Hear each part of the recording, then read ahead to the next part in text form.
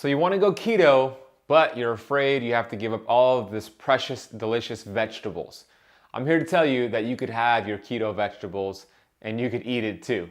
What's up, everybody? My name is Ben Azadi. I'm a certified functional health practitioner, best-selling author of 3 books, and I'm on a mission to educate 1 billion people on planet Earth. In this video, I'm going to break down my 5 keto-approved vegetables that you can have all the time. They taste delicious, and guess what? They keep you in ketosis.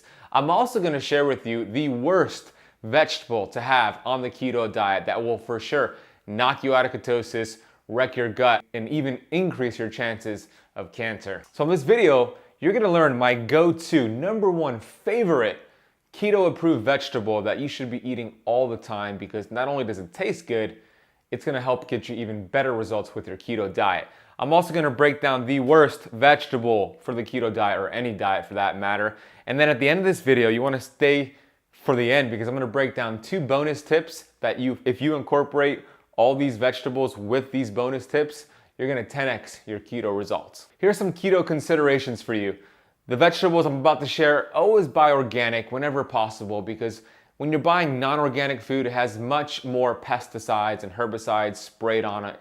Yes, organic foods still contain trace amounts of pesticides, but non-organic food has much more. What does that do? It wrecks your gut, it increases your risk of disease, and we don't want any of that. So let's support real organic farming, and it'll also help our bodies, because you could either pay the farmer now or you could pay the doctor later. Either way, you're gonna have to pay. Another consideration is to eat the entire vegetable as a whole with the fiber and everything intact, and don't juice it. Juicing is fine for vegetables here and there, but I would much prefer for you to have the entire vegetable as a whole. And then lastly, buy local. Support your local farmers. They're doing great work and they need your support. And guess what? That's as fresh as it's going to get. So support local. So without further ado, let's get into my #1 favorite all-time keto vegetable that you should be eating every single day. Beet tops / beet stems. So when you get your beets, you don't throw away the stems, don't throw away the tops. That is the golden key to your keto results. They're the most nutrient-dense vegetables that you can find on your keto diet. And you know what one of my favorite things about beet tops is?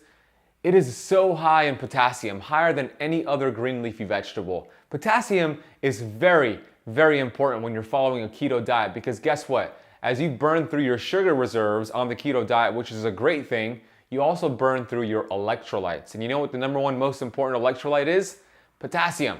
And we require 4,700 milligrams of potassium every single day. Most people are not getting that. And what happens? You feel like crap on the keto diet. You might get the keto flu, aka carbohydrate withdrawal symptoms.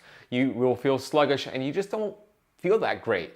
We don't want that. We want to get all the amazing benefits of keto and ketones for the long term. So potassium will help you do that. And beet tops are loaded in potassium. Beet tops also help the liver gallbladder detox. The liver gallbladder is so important when it comes to eating the keto diet, because that's where your body produces bile. Bile is a detergent that breaks down all that amazing fat you're eating on the keto diet. And a lot of people have sluggish bile, and they don't feel good when they're doing keto because of this sluggish bile. Well, beet tops will help increase your amount of healthy bile production. It'll help the liver, which is the soccer mom of all organs, do its job more efficiently, and it'll help the gallbladder store that bile to break down the fat. Beet tops have more iron than spinach. Iron is very important for a woman watching this right now who gets her monthly cycle, because a lot of my female clients who get their monthly cycle, they're usually low on iron. And it's important to replenish it with iron-rich foods. So beet tops are a great way, and it's a must for any woman who's watching this right now who has her monthly cycle.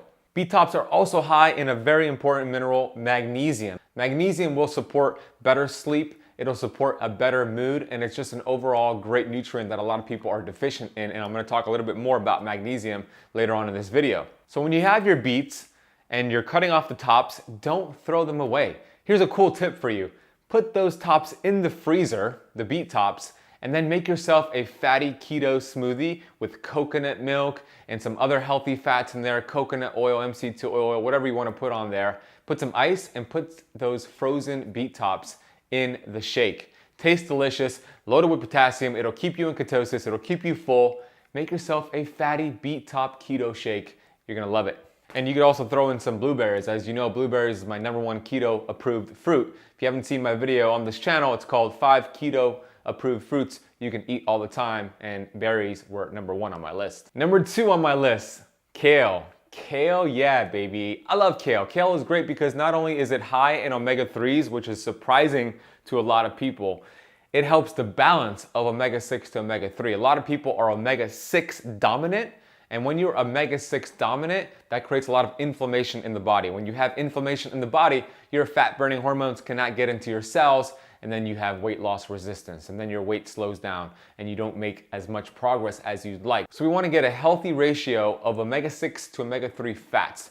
When you look at nature, there's a balance in nature of omega-6 to omega-3. There's about a 2:1 to 6:1 ratio, meaning omega-6 to omega-3. Most people are a 20 to 30:1 ratio, high omega-6, low omega-3. So we want to get that balance in check, and kale will help you do that. Next, it's low in oxalates. A lot of green leafy vegetables, it could cause problems in some people, and it gets a bad rap because of oxalates.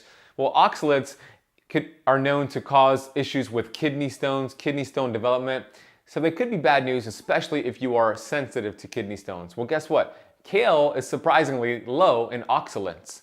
So you have nothing to worry about that. It will not contribute to kidney stones. Kale has more calcium than milk per calorie. Okay, come on. Milk is not a healthy keto food. I'm sorry. If you're drinking pasteurized milk on your keto diet, you're just consuming a dead product. When it's pasteurized, they heat it up at high temperatures. It gets rid of all the amazing bacteria, all the enzymes, and they reintroduce minerals in there, and you're just drinking a dead product, and your body has to enliven itself. So it takes energy away from your body, from the task at hand, to process that milk. So milk is not a healthy keto food. Although it might keep you in ketosis, it's not healthy keto. Kale also has a good amount of vitamin C. It also has more iron per calorie than red meat. Again, if you're a woman having her monthly cycle, throw in some kale, throw in some Beet Tops, and you'll get optimal levels of iron. Lastly, it is high in sulfur. We know that sulfur helps the detoxification of the body. It helps increase something called glutathione. Glutathione is the #1, it's the master antioxidant of the human body. And guess what? Kale will help you get some of that. #3 on my list is asparagus. I love asparagus. I get it all the time when I'm out in restaurants. It's a great source of prebiotic fiber. Prebiotic fiber feeds the good guys. It feeds your beneficial gut bacteria. I much prefer getting prebiotic fiber rather than a probiotic, because when you take just a probiotic and you take it for too long, it'll create monocultures and it'll actually create problems in your gut. Not a fan of probiotics. I am a fan of prebiotics, and asparagus is a great way to get those prebiotics. It's important to feed the good bacteria, because when you do go keto and you transition, you're gonna get rid of a lot of the bad bacteria, which is great. We wanna do that. So when you eat asparagus, you're gonna repopulate with the good guys. You want a healthy balance of good to bad gut bacteria in the gut. Asparagus contains a compound called asparaganine. This is a cool compound because it actually helps the liver and kidneys flush out toxins. That's why you might notice that when you go and you pee after eating asparagus, it smells funky. Well, those are toxins getting out of the body. So it's a great way to help the liver and the kidney out, help flush out some toxins, because let's face it, toxins are everywhere. I talk about it a lot in my videos, and eating asparagus is a very simple way to get some downstream support with detox. Asparagus has chromium. You might see blood sugar supplements out there that help regulate blood sugar that have chromium in it. Chromium helps. A lot of studies show chromium helps regulate blood sugar. Well, you don't have to take it from a supplement. If you're having asparagus, it naturally has chromium, and it's going to help regulate blood sugar. So I always tell my clients that I coach, which are entrepreneurs, they ask me, Ben, if I were to have alcohol, what are some things I can do before I have or after I have the alcohol to help mitigate the damage done from that alcohol? And I always tell them, hey, when you're out at a restaurant and you're having a drink or two and they have asparagus on the menu, go ahead and eat the asparagus either before, with, or after the alcohol, because it'll help prevent that blood sugar from spiking, and it'll also help metabolize a little bit of that alcohol. So that's a cool hack for you right there.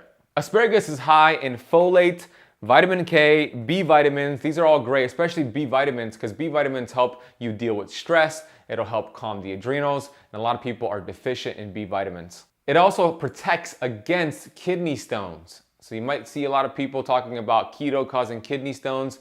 Well, if you do it the right way, if you throw in some asparagus, you're actually going to have nothing to worry about. And lastly, I didn't put it on here, it's high in phosphorus, which will help with your energy levels. Okay, on to the next vegetable. And before I get to the next vegetable, if you're enjoying this video so far, I wanna just encourage you and ask you to hit the like button down below. It'll help this video get to more people. Let's continue. So cabbage is great. It's a low carb, high sulfur, cruciferous vegetable. And I touched a little bit about glutathione earlier. The sulfur in this cabbage will help your body increase glutathione. Glutathione, we want it. Master antioxidant. This is another way to get good amounts of glutathione. I actually love getting cabbage in the form of fermented cabbage, sauerkraut. Sauerkraut is great, and especially if you're dealing with keto bloating, which a lot of people are getting some bloating on keto, throw in some sauerkraut, it'll help a little bit, and chew frequently as well. And I also have videos on my channel about bloating and digestive issues, so make sure you browse my channel for those videos. Cabbage has something in it called glutamine. Glutamine helps heal the gut lining. So many people have something called leaky gut, which I'm going to talk a little bit more about later.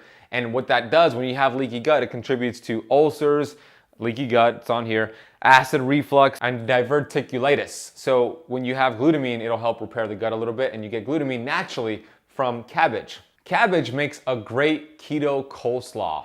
Throw in some Primal Kitchen mayonnaise, which is a healthy keto mayonnaise, and some cabbage and maybe some lemon juice and some apple cider vinegar, and make yourself an amazing keto coleslaw. And you could have that with your family. Your kids might think it's regular coleslaw, when in reality it's a healthy keto version. So give it a try. And my final note on cabbage, if you are gonna cook it, make sure you don't overcook it. You could lightly steam it, but anything more than that, you're gonna lose a lot of these amazing nutrients that I spoke about. On to number 5. Can you believe we're already at the 5th vegetable? You're still going to want to stick around because I talk about the worst vegetable to have, and I give you 2 bonus tips before we wrap things up here. Broccoli is super cool. I nerd out researching the benefits of broccoli. And by the way, a great resource is Dr. Rhonda Patrick, Found My Fitness. She has great information on the compounds found in broccoli, and a lot of this information was taken from Dr. Rhonda Patrick, so thank you, Dr. Rhonda. When it comes to the metabolism of estrogen, there's 3 pathways that our estrogen could go down through, and this is important for both men and women. So just guys, if you're watching this and you're thinking doesn't relate to you because estrogen, oh, it does. So there is the 2, the 4, and the 16 pathway. One of these pathways is a healthy pathway. We want most of our estrogen to go down this pathway, and that is this one right here, the 2.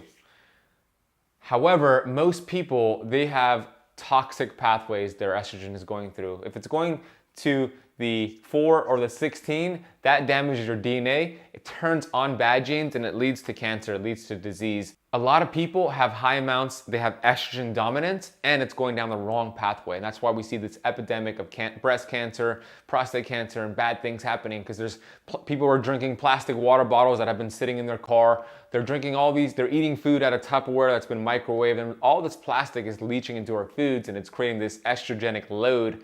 We don't like that. There's a great book out there called The Anti-Estrogenic Diet by Ori Hofmeckler. If you want to learn more about this epidemic, he has a lot of great information in that book. I'll put a link for it down below in the notes. So we know broccoli helps you metabolize estrogen so it doesn't go down the wrong pathway, and it decreases that load. Something else that's pretty cool is that a study showed a 40% decrease in prostate cancer in men, okay? That's huge. Prostate cancer is very common, especially in the United States, and this study showed a 40% decrease. Another study showed a 44% lower incidence of bladder cancer in men as well. Huge, huge decrease right there. And then there's also a study that showed a 17 to 50% decrease in breast cancer. Did you know that almost every single American woman has the breast cancer gene? Doesn't mean they're all going to get it. You see, genes are like lights on a Christmas tree. We turn them on, we turn them off. We have control. It's called epigenetics. When you take broccoli, high amounts of quality broccoli, you have a 17 to 50% decrease. Why is this such a big gap? Well, it depends on how often these women in the study had the broccoli. There's a powerful enzyme in broccoli called isothiocyanates. This thing is badass. It actually activates the NRF2 pathway, which is a longevity pathway, and it's responsible for over 200 genes, antioxidant genes, anti-inflammatory genes. The NRF2 pathway is dope. We want a lot of this activation. Also, ketones help activate it. So imagine if you're getting ketones and you're eating high quality broccoli, you get to activate this, you get double the benefit there. A powerful way to get a lot of these benefits that I'm talking about here are broccoli sprouts. Broccoli sprouts actually have 100 times more of these isothiocyanates that I was talking about, something called sulforaphanes. So I'm gonna put a link for a product down below that I use that are broccoli sprouts, and it's a great way to get a lot of these benefits. I'm also gonna share with you a video from Dr. Rhonda Patrick that she really goes deep for like an hour into the benefits of broccoli. So I'll put that video in the show notes below as well. All right, it's time to get to the worst vegetable to have on the keto diet, on any diet, as a matter of fact. You ready? Corn. Oh my gosh, corn is bad news and it's everywhere. I'm gonna show you some hidden places you could find them. It's high in carbohydrates, so it's gonna knock you out of ketosis. It's gonna raise your blood sugar. It's just not conducive to being in ketosis. 85% of all corn grown in the United States is GMO. What is GMO? That is genetically modified organisms, AKA it's a frankenfood, AKA it is not recognized by your body by a food, and it's going to cause problems because it's loaded with pesticides and herbicides that actually wreck your gut. It opens up your tight junctions and it creates these food particles go into your bloodstreams. It creates an autoimmune response, and then what happens? Autoimmune disease, cancer. A lot of bad things start to happen because of these GMO products, and 85% of all corn in the US is GMO.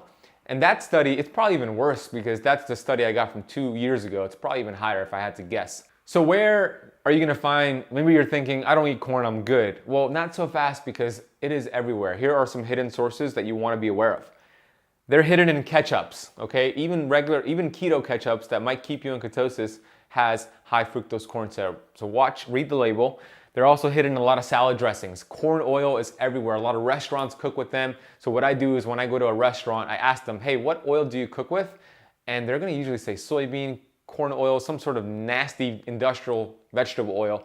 And I tell them, hey, I'm allergic to vegetable oils. Can you use an extra virgin olive oil or butter? And most of the time it's not a problem. So be aware that a lot of restaurants use corn oil. Keto bars, some keto bars have high fructose corn syrup or hidden corn ingredients like citric acid or natural flavors. So you gotta really know the company and trust them, and you want them to be able to answer all your questions if you send them an email. Also a lot of dips and many other places. So just be aware of that. Here's what I want you to do.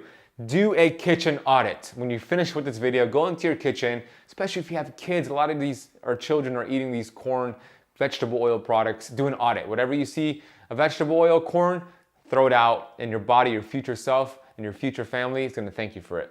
I have 2 bonus tips for you, and we're gonna wrap things up here. I'm having a lot of fun with these, so thank you for sticking around. All right, bonus tip number 1, when you're done eating your carbohydrate, you're getting your carbs from veggies, and it has fiber, so a lot of it's gonna cancel out. But when you're having it, you're still having carbs. So something you can do to help regulate blood sugar is to go for a 20-minute walk after your meal. As a matter of fact, you should get into the habit of going for a walk after all meals. I read a study that showed just a 10-minute walk after a large meal was consumed by type 2 diabetics resulted in a 22 decrease in blood sugar.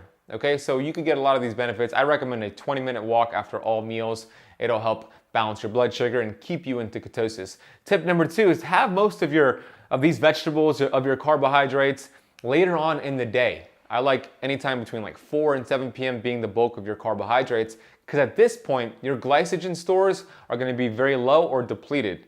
That's where you store your sugar, in your liver and your muscle. So when you deplete that, or when it's low and then you have your carbohydrates, you're just gonna take those carbs from the vegetables and then pack it as fuel and refill your sugar reserves instead of storing it as fat. So I'm a big fan of having most of your carbs, and I know it might be different than what you've been taught, but most of your carbs later on in the day, not necessarily early in the morning or frequently throughout the day.